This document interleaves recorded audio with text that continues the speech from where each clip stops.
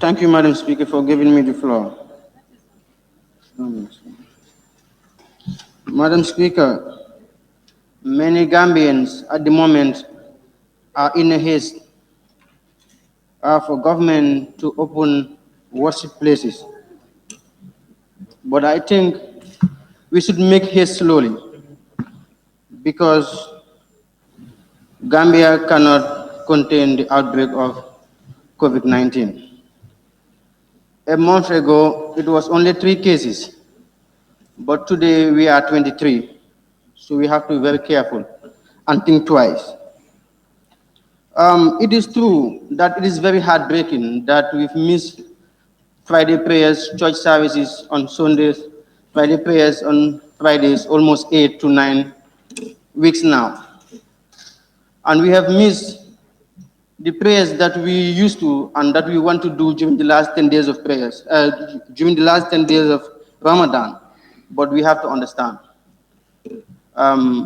We have to reflect to our holy books and the teachings of our beloved prophets. May peace be upon them. The life of a believer is more important to God than the Kaaba. We have to know that as Muslims. We have to know that. Honorable Speaker, if we want to force and open the worship places, we have to open the schools too. And that is, we are taking the risk to be infected with the COVID-19 or to even die. We cannot contain this. We have, many people are saying that we have to be going to Friday prayers or church service on Sunday and to make social distances. It's not possible here in the Gambia. Imagine, our worship places are not that big. Imagine on Friday prayers, 60% of the people going for Friday prayers pray outside because our mosques are small. We don't have the capacity to house so many people, so many worshippers. So we have to think of all those things. There are constraints. We cannot do that because if you happen to do that, we will take a whole street for Friday prayers because we cannot fit in the mosques or in the churches. What about if you want to make 1 meter or 2 meters distance? Many people are complaining, to be quite honest. But sorry to say this, even some people who are complaining about this, apart from Friday prayers, sometimes their houses are next to the mosque. They always hear the azan, the call for prayers, and they never go to attend the 5 daily prayers. And many of them are complaining. We all know each other. We are all neighbors. So what is the essence of forcing when our religious give us the opportunity to stay at our homes or to pray in our homes? We will have the rewards.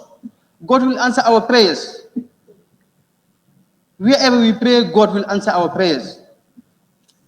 Imagine, even in Islam, the Prophet taught us everywhere we go or everywhere we are, the prayers that we should do. And always God answered our prayers. Even when we go to toilets, we pray and God answers our prayers. We pray before we go and use our left foot. When going out, we pray too and use our right foot to go out. All those are things of the prophets. That's how we do our prayers. But still, people are insisting for the public places, for the worship places to be open. Imagine the Kaaba have been closed for more than 40 times because of security reasons and pandemic diseases. So if we happen to close our worship places for 45 days or for 2 months or for 21 days, we should have patience. We should practice patience. God said that He is with the people who practice patience. It's not going to be forever. Even one of the closures of the Kaaba, for people not to tawaf there was for a period of 10 years. We should not only think on one side. We have to be rational sometimes. We should not harm ourselves and harm others. If we reflect to the teachings of the Quran and the Sunnah, we must know that we should stay at home at the moment, because that is what the Prophet said. If there is a pandemic disease outbreak, we should not be in public places. We should not be doing public gatherings. If we understand our religions properly, the teachings of our religions, if you understand it properly, there is no need for government to be giving us regulations, because we will practice it to the maximum according to the teachings of our religions. But no, we are not doing it. People are even forcing people to shake hands. People are still doing social gatherings, funerals, naming ceremonies, weddings. And to my surprise, even the lawmakers, who are supposed to be far away from those things, to abstain those things, are attending those things, those ceremonies, or those programs. We should set examples. We should. For me, I don't mind my electors blaming me that he didn't come to my naming ceremony, to my wedding, to anything, but I will not. They always say, I will not go there and continue this and take it to my family and harm others, or bring it to the parliament and harm my colleagues. The Prophet said, you will never be a believer unless and until you love, what you love for yourself, you love it for your own brother. So do we want to harm ourselves and harm others? No, we shouldn't. We shouldn't. We should be very, very careful about what we are saying or what we are doing. If we happen to lose our lives because of this coronavirus, it's going to be a disaster for us, because we can recover whatever we are losing in this period, but we cannot recover the lives that we will lose if we die, if we happen to die. And we will stop continue worshiping Allah, because we will die.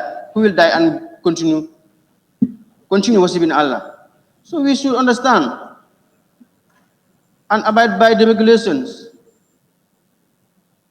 For a period of time, we'll continue whatever we want to do. Our normal business, our prayers, whatever we want to do.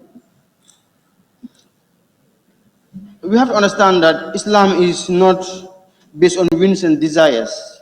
It is based on consequences of our choice. We should understand. We should explain to our people, tell them to know that this is the reality. Some people know, but they're ignoring. Some people are politicizing this thing. We should be together to fight this pandemic. Honorable Speaker, I must applaud the government for receiving the organic herbal medicine from Madagascar, because Africans should believe in ourselves. We should adhere to the guidelines of the WHO. But if we know that we have something to cure this, we should not depend on the West. Each and every medicine in this world had a side effect. Even the paracetamol, the chloroquine, the antibiotics, the brufen that we use, they all have side effects. But I believe that WHO don't want the cure to come from Africa. We should believe in ourselves. This should be the time that we show the whole world that we can do it. The solutions to our problems here in Africa, we can solve it by ourselves, and the problem of the world at large. Honorable Speaker, these were the few remarks that I have about this motion. Thank you.